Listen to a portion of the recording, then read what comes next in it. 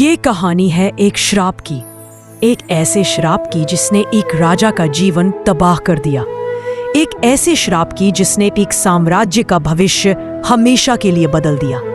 ये कहानी है उस जंगल की जहां एक तीर चला, एक गलती हुई और एक ऐसी त्रासदी शुरू हुई जिसने भारत के इतिहास की धारा ही मोड़ दी।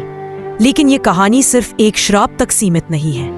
ये कहानी है असंभव को संभव करने की, विपरीत परिस्थितियों में पाशा की एक किरण तलाशने की।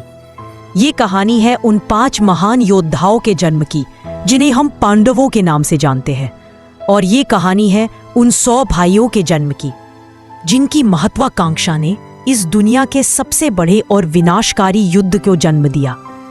तो चलिए आज हम आपको लेकर चलते हैं हस्तिनापुर के उस स्वर्णिम काल में, जब राजा पांडु ने अपनी न्यायप्रियता से साम्राज्य को नई ऊंचाइयों पर पहुंचाया। लेकिन याद रखिएगा, जीवन में सब कुछ उतना ही सुनहरा नहीं होता जितना दिखता है। कभी भी कहीं से भी कोई तूफान आ सकता है, और यहीं से शुरू होती है हमारी कहानी। वो श्राप, वो वनवास और वो अद्भुत जन्म। राजा पांडु, नाम ही काफी था उनकी प्रतिष्ठा बताने के लिए। भीष्म पितामह के संरक्षण में और अपने छोटे भाई अंधे धृतराष्ट्र की मदद से पांडु ने हस्तिनापुर को एक सुनहरे युग में पहुंचा दिया था। उनका शासन धर्म पर आधारित था, न्याय सबके लिए समान था। उन्होंने दिग्विजय अभियान चलाकर हस्तिनापुर की शक्ति का डंका पूरे भारतवर्ष में बजवाया। समृद्धि चरम पर थी, लेकिन एक राजा के लिए राजमहल की सुख सुविधाएं कभी कभी पिंजरे के समान लगने लगती है। पांडु एक कुशल शासक ही नहीं, एक महान शिकारी भी थे। और एक दिन इसी खोज में, इसी साहसिक कार्य की तलाश में वे अपने सैनिकों के साथ घने जंगल की ओर चल पड़े। उन्हें क्या मालूम था कि ये शिकार यात्रा उनकी आखिरी यात्रा साबित होगी। उनका जीवन हमेशा के लिए बदलने वाला था।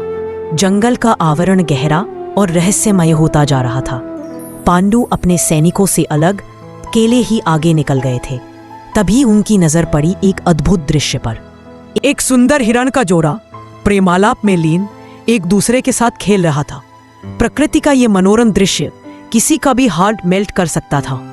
लेकिन राजा पांडु उस समय एक शिकारी थे। उनकी आंखों में शिकार का जुनून था। उस पल उन्होंने प्रेम नहीं बल्कि अपने लक्ष्य को देखा। उन्होंने अपना धनुष ताना, एक गहरी सांस ली और छोड़ दिया अपना बाण। सीधा निशाना। शाबाश पांडु। प्रभु, ये क्या? आप कोई ऋषि? हाँ राजन, मैं किंदम ऋषि हूं, और ये मेरी पत्नी।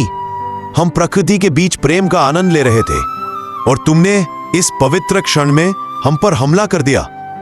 तुमने एक पाप किया है राजन, एक घोर अधर्म। क्षमा करें महर्षि, मुझे ज्ञात नहीं था। मैंने सोचा अज्ञानता अधर्म का बहाना नहीं बन सकती। जिस प्रकार तुमने मुझे मेरी पत्नी के साथ सुख के इस पल में मारा है, उसी प्रकार मैं तुम्हें श्राप देता हूं। जब भी तुम काम वासना से प्रेरित होकर अपनी पत्नी के साथ संभोग करोगे, उसी क्षण तुम्हारी मृत्यु हो जाएगी। तुम संतान सुख से वंचित रहोगे। जाओ और अपने इस पाप का फल भोगो। और इस तरह एक पल की भूल, एक पल का अंधा जुनून एक राजा के भविष्य पर ऐसा काला साया बनकर छा गया। श्राप जिससे बचना नामुमकिन था। मेरे पितामह मादा विदुर एक ऐसा पाप कर डाला है जिसका प्रायश्चित सिर्फ और सिर्फ वनवास ही है। मैं अब इस राज सिंहासन के लायक नहीं रहा। मैं अपना सारा राजपाट अपने बड़े भाई धृतराष्ट्र को सौंपता हूं। पांडु, ये जल्दबाजी है।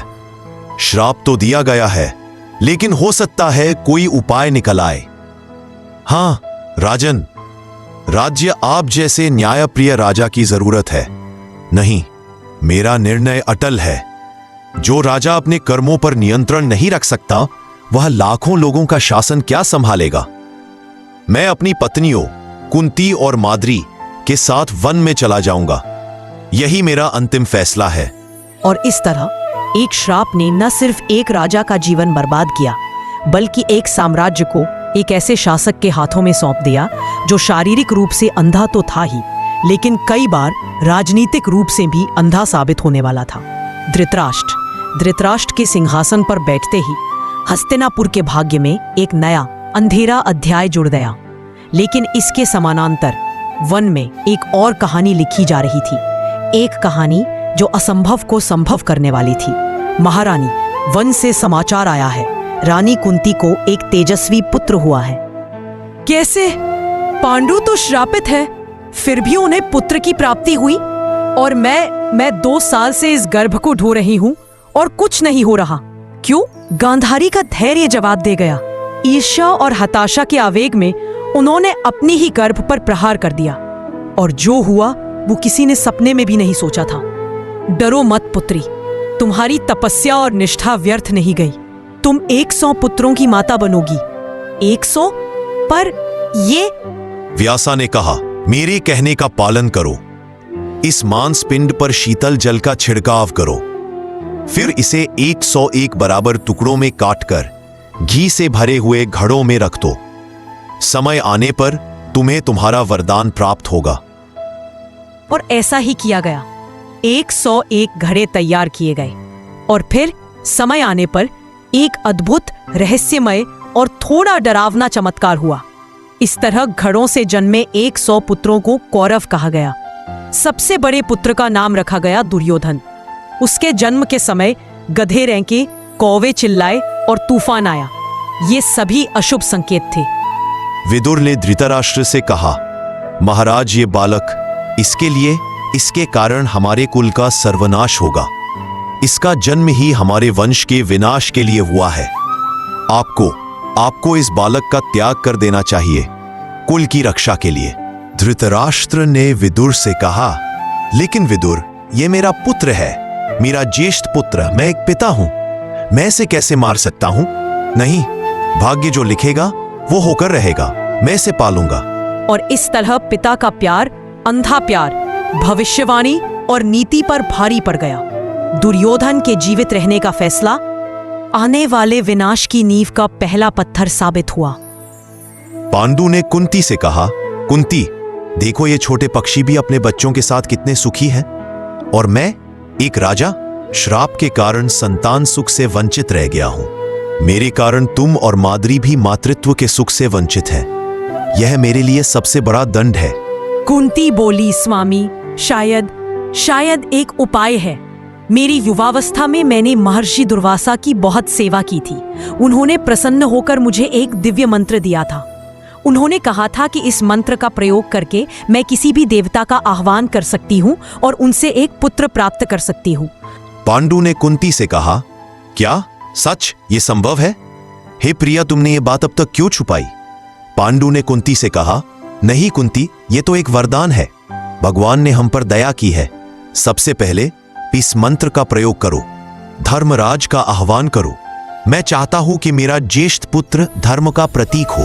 और इस तरह निराशा के अंधकार में आशा की एक किरण ने जन्म लिया। कुंती ने मंत्र का पाठ किया। उनकी आवाज में एक दिव्य शक्ति थी। धर्मराज ने कहा, कुंती, तुम्हारी साधना सफल हुई। तुम्हें एक ऐसा पुत्र प्राप्त होगा जो सदैव धर्म का पालन करेगा। वह सत्य और न्याय का प्रतीक बनेगा। और इस तरह धर्म के अवतार युधिष्ठिर का जन्म हुआ, जिसका जीवन हमेशा धर्म के प्रश्नों से घिरा रहने वाला था। पांडु ने कुंती से कहा, अब कुंती, फिर से मैं चाहता हूं एक ऐसा पुत्र जिसमें अतुलनीय बल हो। वायुदेव का आह्वान करो। वायुदेव बोले, तथास्तु, तुम्हें एक ऐसा पुत्र प्राप्त होगा जिसका बल संसार में अद्वितीय होगा। उसकी गर्जना से पर्वत भी कांप उठेंगे। वायुपुत्र भीमसेन का जन्म हुआ, जिनकी शक्ति महाभारत के युद्ध की धुरी बनने वाली थी। पांडु ने कुंती से कहा, अब तीसरी बार, हे कुंती, स्वर्ग के राजा इंद्रदेव का आह्वान करो। एक ऐसा धनुर्धर जिसका कोई सानी ना हो। इंद्र बोले, वत्स, तुम्हारी लगन देखकर मैं प्रसन्न हूं। तुम्हें एक ऐसा पुत्र प्राप्त होगा जो महानतम धनुर्धरों में से एक होगा। वह मेरे जैसा वीर और तेजस्वी होगा। पांडु ने कुंती से कहा, प्रिय कुंती, तुमने मुझे 3 अद्भुत पुत्र दिए हैं। मैं तुम्हारा ऊर्णी हूं, लेकिन देखो, माद्री, वह भी तो मेरी पत्नी है। वह भी मातृत्व का सुख पाना चाहती है। क्या तुम उसे भी यह मंत्र सिखा सकती हो? जैसी आपकी आज्ञा, स्वामी। लेकिन महर्षि ने मुझे चेतावनी दी थी, इस मंत्र का प्रयोग एक स्त्री केवल लिमिटेड टाइम्स ही कर सकती है।